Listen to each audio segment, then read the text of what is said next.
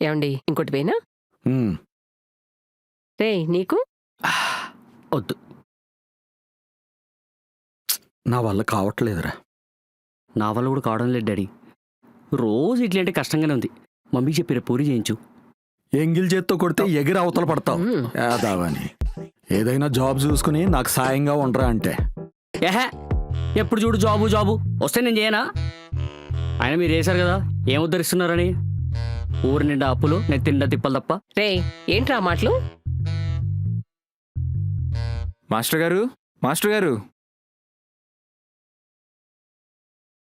అయ్యయ్యో, తింటూ లేవకండి, కూర్చోండి. కుర్చీలోంచి లేస్తున్నానండి. మాస్టర్ గారికి సెన్స్ ఆఫ్ హ్యూమర్ ఎక్కువే. ఆ, అయినా మీరేంటండి ఇలా?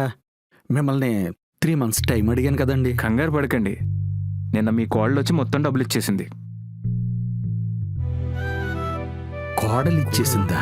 ఇదేంత క్షమించండి మాస్టర్ గారు, కోపంలో ఏమైనా మాటలు అనేసుంటే ఐఎమ్ సారీ. సరే మాస్టర్ గారు, ఏమైనా అవసరం ఉంటే కాల్ చేయండి. ఆ, అక్కర్లేదులేండి. మాస్టర్ గారు ఒక్క నిమిషం, నాకు సంబంధం లేని విషయం కానీ చెప్తున్నాను. మీ కొడుకు కంటే మీ కోడలే మీ కూతురుగా పుట్టుంటే బాగుండేది. ఉంటాను. అట్టగాడిదిలో పెరిగాడు, పైసా ఉపయోగం లేదు.